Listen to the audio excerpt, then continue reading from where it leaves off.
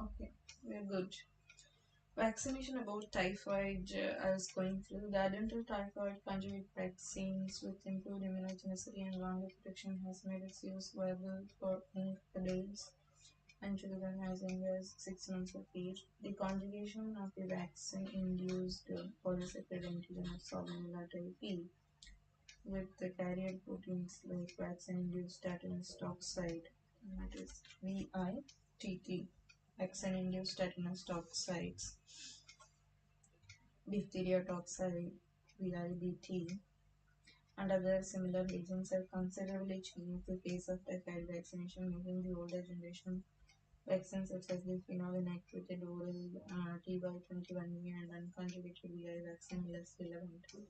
WHO in 2018 has recommended widespread use of these conjugate vaccines in endemic areas and is trying to get them incorporated into the national immunization programs. Subunit vaccines, which probably stimulate T cell mechanisms better, are also being explored. Alexa, stop. That was my one block of Pomodoro, which is the fourth of the day. I have two more Pomodoros left, then only I'll be getting off from the seekers over enthusiasm, but still I'll try. Can do one and then after dinner or more. But let me try. You know. Okay.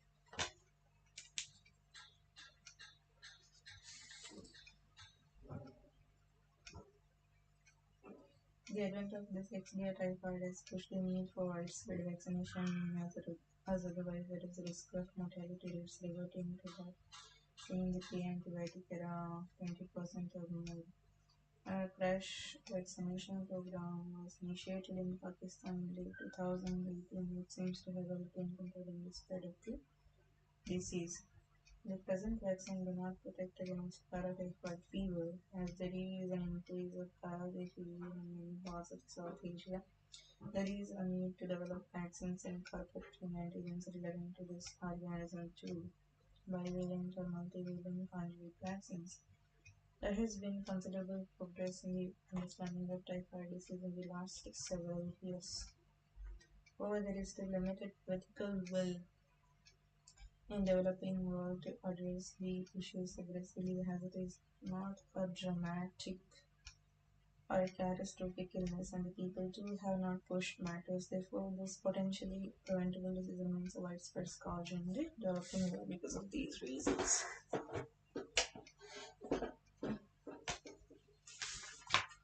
Alexa, 40 minutes timer. 40 minutes, starting now. Next chapter is chapter 18, bacillary dysentery, written by this respected Tanu Singhai. Tanu Singhal. Introduction. Bloody diarrhea refers to a clinical condition characterized by loose stools with the visible blood. Bloody diarrhea does not include stools which are stiff outside with the blood, or when blood is detected by microscopy, or biochemical means, or when there is melanoma. The term dysentery is used when bloody diarrhea is accompanied with fever, abdominal cramps, rectal pain, and milk-white stools. The term bacillary dysentery refers to dysentery caused by bacteria differentiated from amoebic dysentery caused by Entamoeba histolytica. The term bacillary dysentery is usually used synonymously with infection due to Shigella. Though other bacteria can also cause dysentery, and not all Shigella infections are associated with visible blood and mucus in stools. Okay.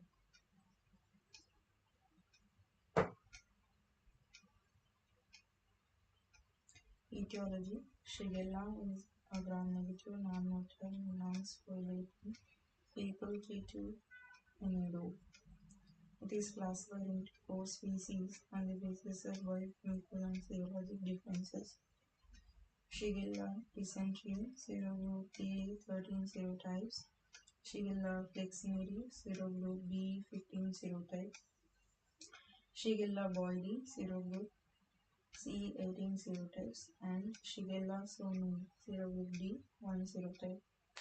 Epidemiology of this bacterial dysentery is routes of transmission. Humans and a few primates are the only natural hosts for Shigella. Transmission is mainly from person to person by the fecal-oral route. This tool may contain 10^6 to 10^8 organisms per gram of stool. The infectious dose is very low as it is resistant to gastric acidity and downregulates host antibacterial proteins.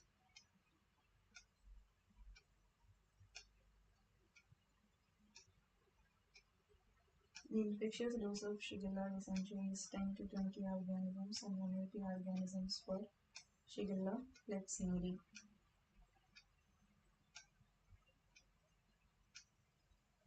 Transmission through contaminated food, street vendors, community gatherings, water supplies, and informants is responsible for outbreaks but is relatively less common as Shigella survives poorly in the environment. In setting where the disposal of human feces is inadequate, the housefly serves as a vector of transmission. Disease occurs throughout the year but is maximum in the hot season due to scarcity of water for hand washing and other hygienic purposes. Global epidemiology. Shigella is a major public health problem worldwide, causing an estimated 180 million episodes and 1 million deaths annually. Up to 99% of the global burden index, both endemic and epidemic diseases, is on developing by resource-limited settings with a large slum population, overcrowding, poor water, and sanitation, hygiene. The disease affects all ages, but children below 5 years are the most affected. 69% of all episodes and 61% of all deaths due to shigellosis occur in this age group. It is estimated that shigellosis contributes to 5 to 10% of all childhood diarrhea and 30 to 50% of all cases of dysentery. In a low or middle income setting, disease is mainly caused by Shigella flexneri 60%, followed by Shigella sonu 25%. Shigella dysentery type 1 is associated with explosive epidemics and population experiencing upheaval with high case fatality in all age groups. These epidemics have occurred almost every 10 years but have disappeared since 1990s for unknown reasons. Shigella boydii is mainly restricted to the Indian subcontinent. In developed countries, the disease affects mainly children in daycare centers, migrant workers, travelers, and many homosexuals. Outbreaks are related to contaminated food and water. Shigella sonu is the most common pathogen.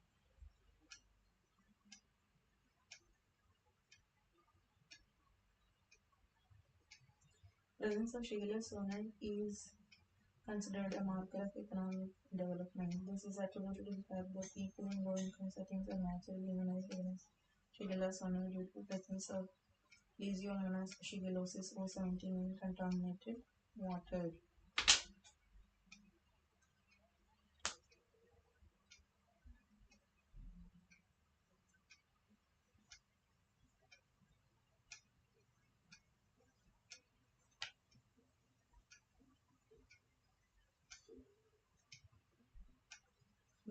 The exact burden of disease is unknown, but studies from across the country show isolation rates from diarrhea to in 2 to 6% in patients of all ages and 9 to 11% in children. There is marked geographical and temporal variation in the serotype distribution, but broadly speaking, Shigella flexneri is the most common isolate, 60 to 70% of the time, followed by Shigella sonu, Shigella dysentery, and Shigella boydii. Flexneri followed by sonu, followed by dysentery, followed by boydii. Epidemics are caused by Shigella dysentery occurred every 10 years and have caused high mortality. Epidemics due to Shigella flexneri due to ruptured water pipeline and Shigella sonu due to contaminated food from community kitchens have also been reported. Pathogenesis. Shigella survives the acid environment of the stomach multiplies in the small intestine and then enters the colon. The basic pathogenic mechanism is toxin-mediated diarrhea and then invasion and destruction of the colonic epithelium. The organism produces various toxins including enterotoxin 1, SHEP1, chromosomal mediated produced by Shigella flexneri 2A.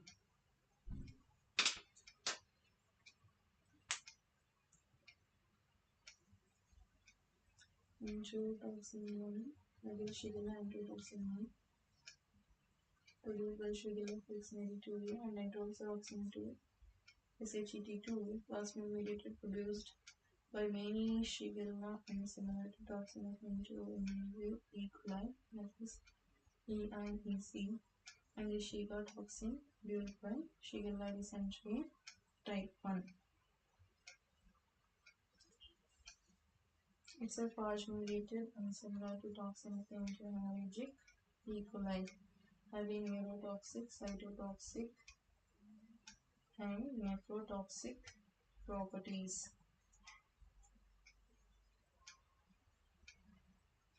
Clinical features: the usual incubation period is 1 to 2 days. The illness begins with a prodrome fever, malaise, anorexia, followed by watery diarrhea, which may progress to strong dysentery with chronic cramps and tenesmus. There is significant protein loss in the stool, leading to malnutrition and edema. Diarrhea usually results in a week, but in around 20% it is persistent, extending beyond 14 days. In a large multicentric analysis of 2,700 culture-proven Shigella episodes in 6 countries, the clinical features of shigellosis varied in severity from watery diarrhea to mucus stools, 65% to 50%, and dysentery, 27%. Fever was present in 40% of the cases, vomiting and cramps in 20% each. In a holistic regression analysis, the 4 symptoms were significantly correlated with isolation of Shigella, and these two included fever, abdominal cramps, dysentery, and mucus stools, whereas watery diarrhea, vomiting were significantly associated with non-Shigella diarrhea. Complications: severe disease or death is most common with infection with Shigella dysentery. In infants, older adults, and malnourished individuals, those recovering from measles and immunocompromised, complications can be intestinal, extraintestinal, post-infectious. The listed table 1. Complications of shigellosis: intestinal, rectal prolapse, toxic megacolon, intestinal perforation, intestinal obstruction, appendicitis, and persistent diarrhea. Extraintestinal complication: dehydration, severe hyponatremia with sodium of less than 126, hypoglycemia, local infections, for example, meningitis, osteomyelitis, arthritis, splenic abscesses, and vaginitis. Sepsis, usually in malnourished or immunocompromised people. Seizure or encephalopathy. Acute reaction, particular leukocytes more than 40,000 per microliter. Hemolytic uremic syndrome. Reactive arthritis. Others. Irritable bowel syndrome. And then malnutrition.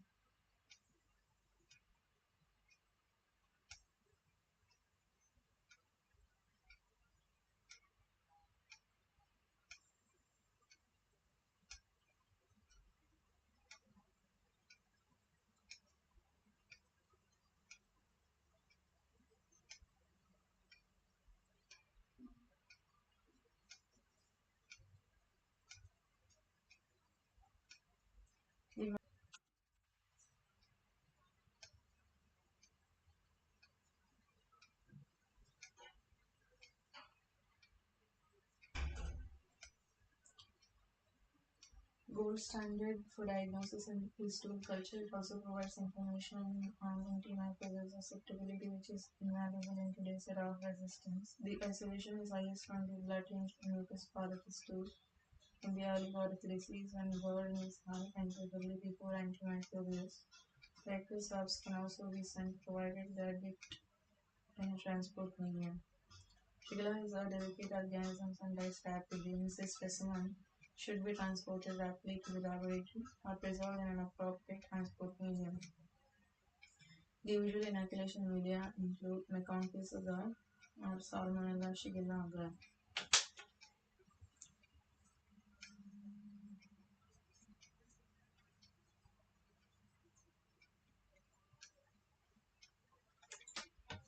McConkey's agar and Salmonella Shigella agar.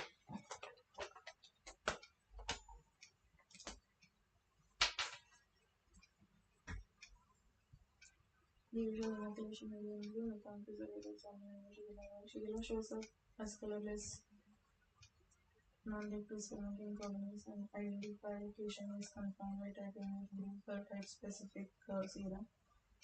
Alternative methods such as Vitek after advantage of quick-conducted identification and susceptibility can be used.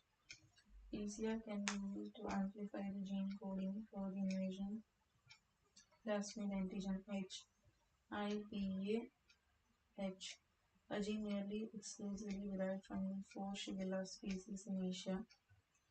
A multicentric study on shigellosis from 6 Asian countries reported a positive IPA invasion plasmid antigen HPCR. Asian countries reported a positive IPH in 50% of the culture, negative samples in patients with dysentery and 30% patients with watery diarrhea. This suggests that incidence of shigellosis as estimated by culture is underestimated. Shigella identification by multiplex PCR based on intestinal panel, that is, film array YY file is also available. The limitations of PCR based methods are availability, cost, and lack of information on antimicrobial susceptibility. Specific diagnosis of Shigella by culture or PCR is not indicated in a day-to-day practice where antimicrobials are initiated on a syndromic basis.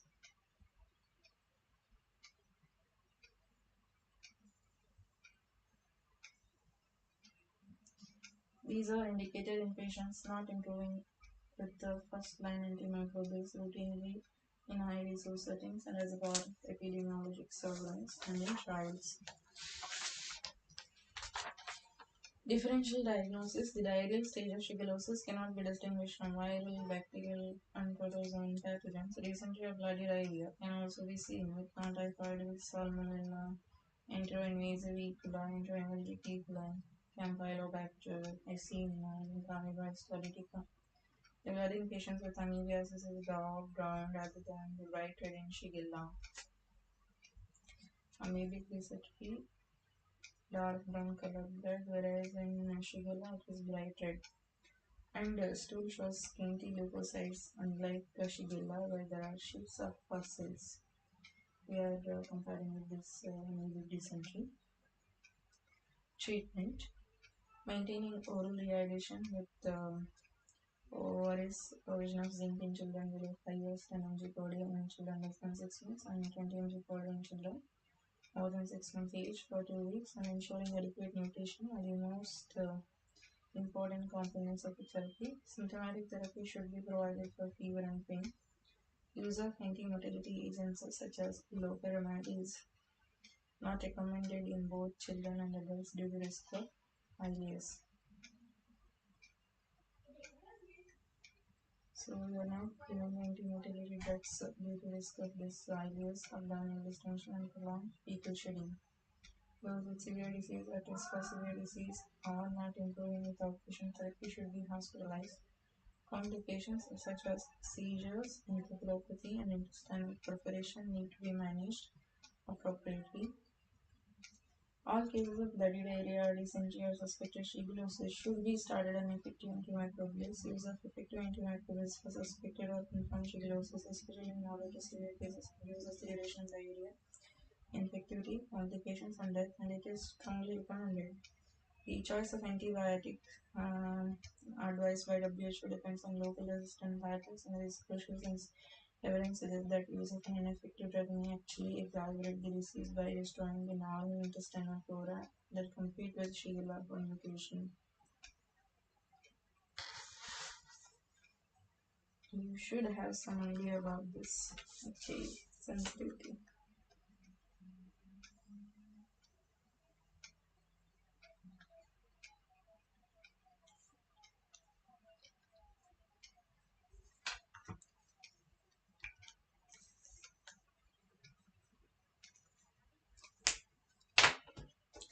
Antimicrobial resistance is a serious problem with Shigella all over the world and especially in India. The period between 1940 and 80 saw a stepwise evolution of resistance to sulfonamides, protiamidazole, tetracyclines, ampicillin, and finally nalidixic acid.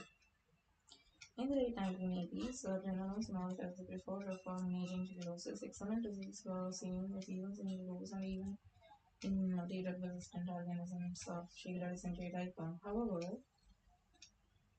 indiscriminate use and over-the-counter availability led to rapid development of resistant equivalents.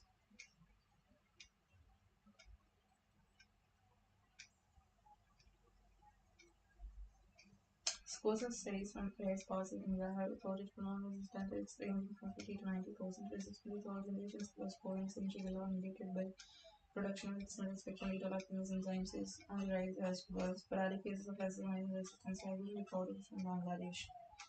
Trials for antimicrobial therapy in India include quinolones, acetone, cetirizine, azithromycin, and cetirizine, and they are being compared to on this table. Pivimecilin is also effective but not available in India. Antibiotic name is pivimecilin. Pivimecilin is also effective but not available in India. Ampicillin, cotranozole, and malic acid are not recommended owing to high resistant rates. Amoxicillin and first and second generations of cephalosporin and aminoglycosides are not recommended despite in-vitro susceptibility.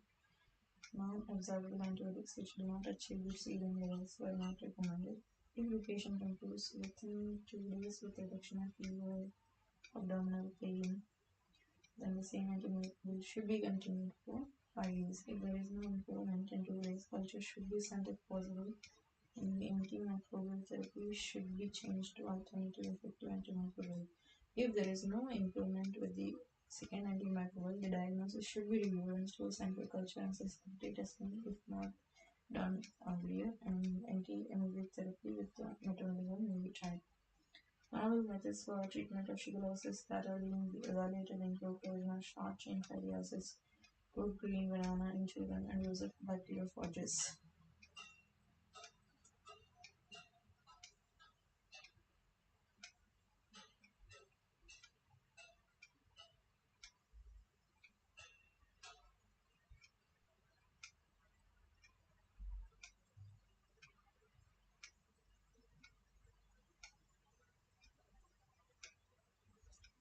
Prevention section, the most important one to shigellosis include hand hygiene, which includes washing hands after defecation, cleaning with a child, defecate after disposing of stores before cooking and eating food.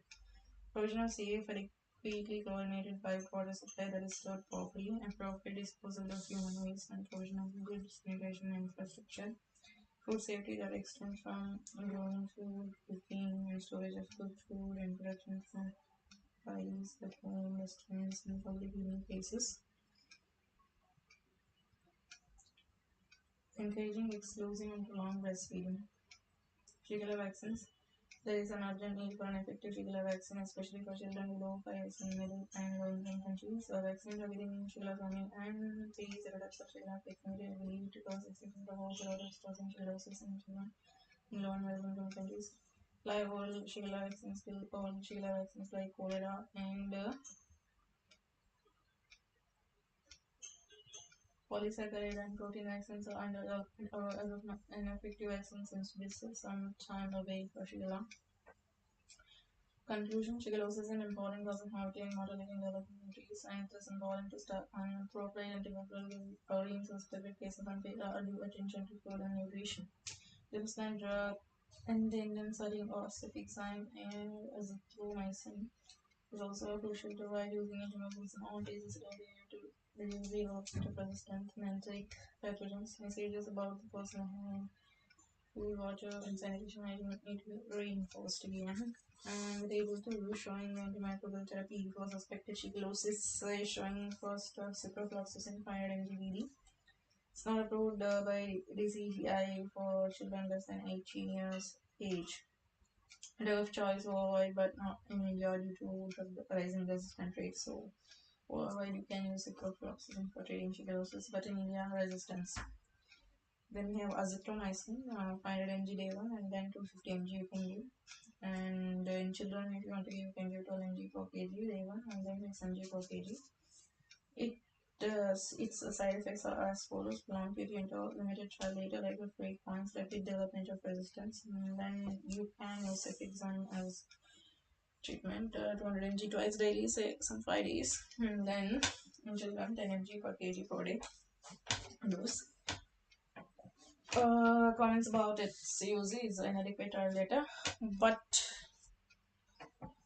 performs well in clinical practice. Resistance again emerging, and subjects on 1 to 2 gram daily, 50 to 100 mg per kg per day in children, preferred for inpatient treatment, injection. So, what I wanted to was focus on was like various complications, intestinal complications, extraintestinal complications, and post-infectious HUS, respiratory, IBS, and malnutrition. Next chapter is cholera, written by respected Prasan Kumar Bhattacharya and Mohammed Jameel. Okay, chapter 19 it is Introduction. Cholera is a clinical syndrome characterized by acute watery diarrhea and the consequent outcomes of severe dehydration resulting from fluid and electrolyte loss due to the secretory diarrhea. Caused by bacteria, Vibrio cholerae, it is a waterborne disease transmitted from person to person by fecal-oral transmission in regions with poor hygiene and sanitation facilities. The first recognized pandemic of cholera occurred in 1817. Thereafter, there were 6 more pandemics like COVID. There used to be cholera pandemic. Okay. 7. This is considered to be endemic in over 50 countries globally. Historical perspective, although the description of the clinical illness consistent with cholera dates back to antiquity, cholera first started in 1817 in the Atlantic plains of India and spread beyond India and Asia as the first pandemic. In subsequent pandemics between 1929 and 1961, it spread to most parts of Asia, Africa, Europe, and the Americas, and in various forms.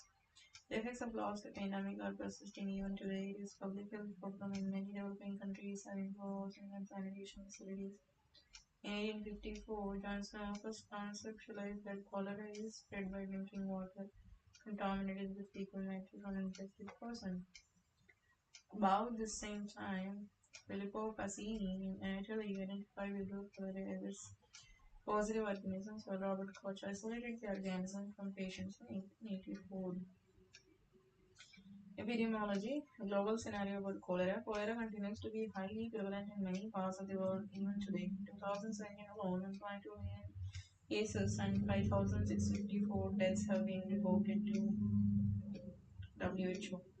In 2017, we are talking about 5,654 deaths, which is thought to be an underestimation of the actual figures. The disease has been endemic in many parts of Asia, including India and Bangladesh, for a long time. However, it has now also become endemic to almost parts of Africa and as far as Haiti. Natural history and transmission. All strands of Vibrio cholerae, including those causing cholera, are natural inhabitants of an aquatic environment, especially the coastal waters. Strains of Vibrio cholerae that produce pandemics differ from locally circulating strains, producing syndromic endemic cholera. Endemic cholera occurs when seawater containing naturally inhabiting organisms intrudes inland, especially during the hot rainy season. In contrast, the epidemic and the consequent pandemic cholera usually occurs in inland rivers and canals when the weather and the environmental conditions favor growth of the organism. Interaction between the aquatic environment and the fecal oral transmission has been there for some time. Persons infected with cholera, if spread the organism in the stool, this may be short as 1 day in asymptomatic individuals to 1 to 2 weeks in symptomatic individuals. Due to several interrelated factors, the cholera cases have a tendency to cluster in the community. Owing to read this box on factors responsible for clustering of cholera cases in the community.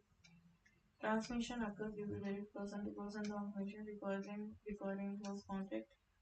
Various risk factors for transmission of cholera, such as overcrowding of population groups, inaccessibility to safe drinking water, poor sanitation, hygiene, and poor handling behaviors, will affect common population groups. Mass gatherings such as pilgrimage, temporary camps for victims of natural catastrophes like floods and earthquakes, camps for refugees, etc., lead to overcrowding coupled with poor sanitation and limited water supply, which increases the risk of person-to-person transmission.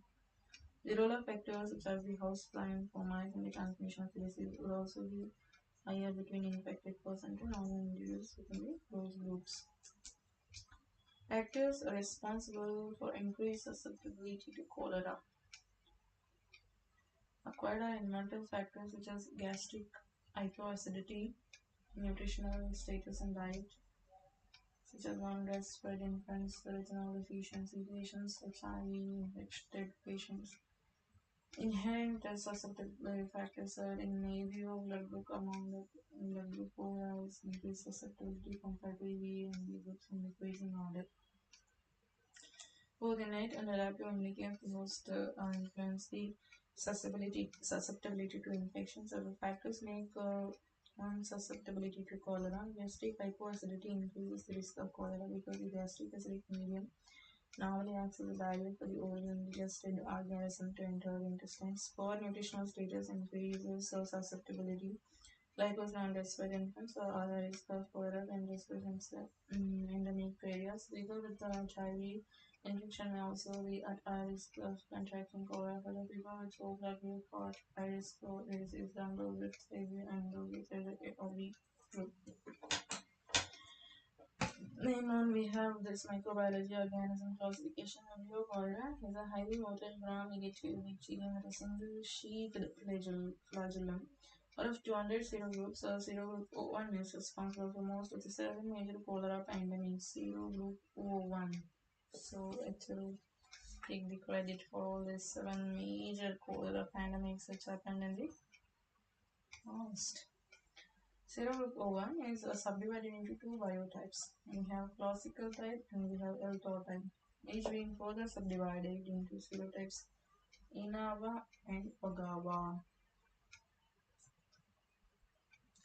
The other serogroup is O139, was identified much later in some outbreaks of the disease in several Asian countries in 1992.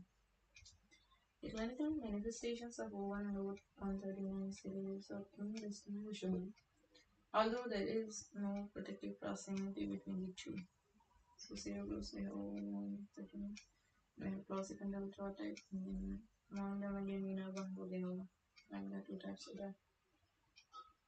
O1 is responsible for all this major pandemics. O139 is responsible for 1990 to 1930 spread.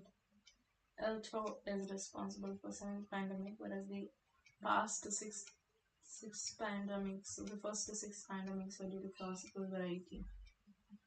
Pathogenesis, the ingested Vibrio cholerae that survive the gastric acid environment enters the small intestine and colonizes mainly in the mucosa.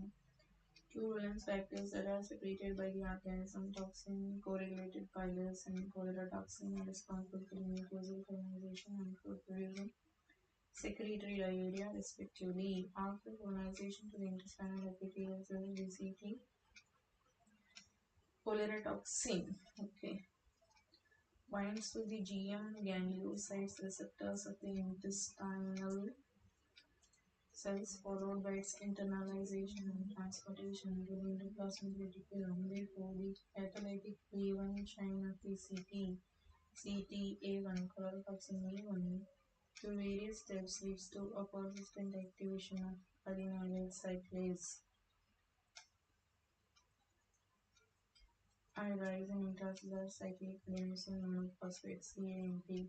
The raised intracellular CAMP leads to activation of transepithelial chloride secretion, leading to movement of sodium and water into intestinal lumen and inhibition of sodium proton exchanges, which normally mediate sodium absorption in distal small intestine and small colon.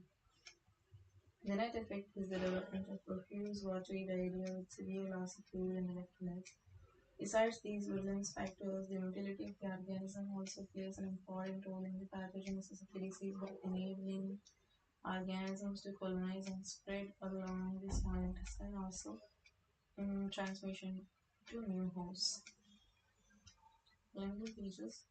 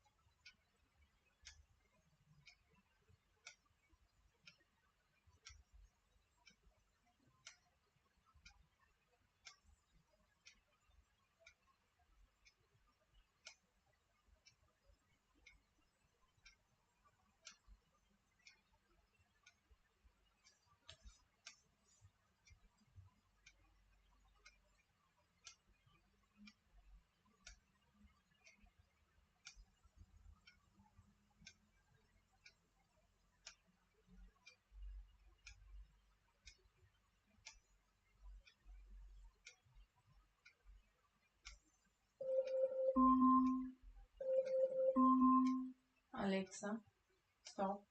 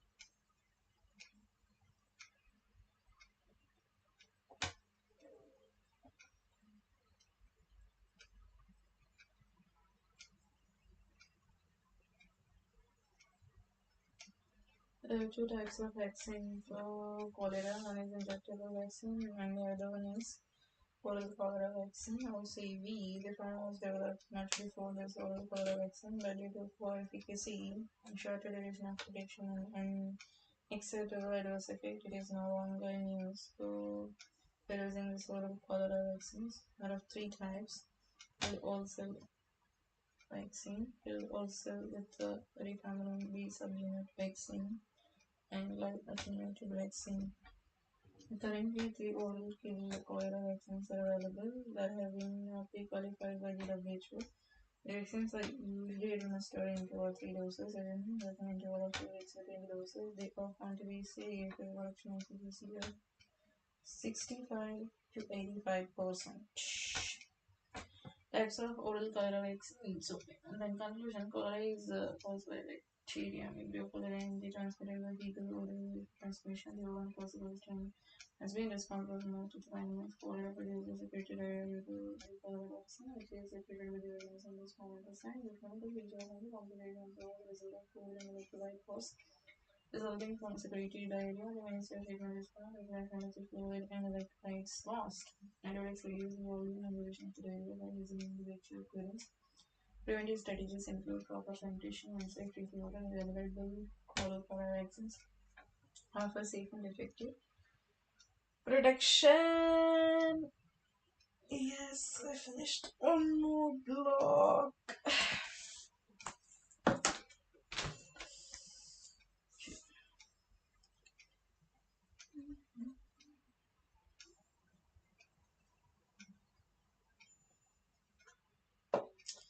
So I have to write. Aku anak benar 16.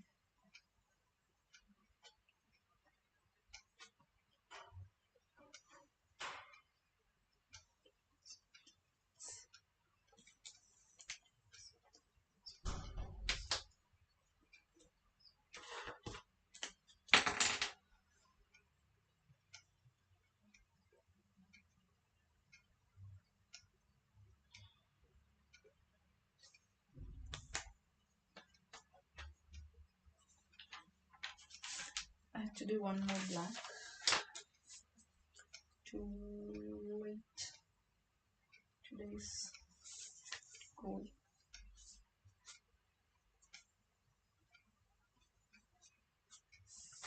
That I'll be doing after my dinner. Definitely want to get back and just finish that one block peacefully and that's the plan.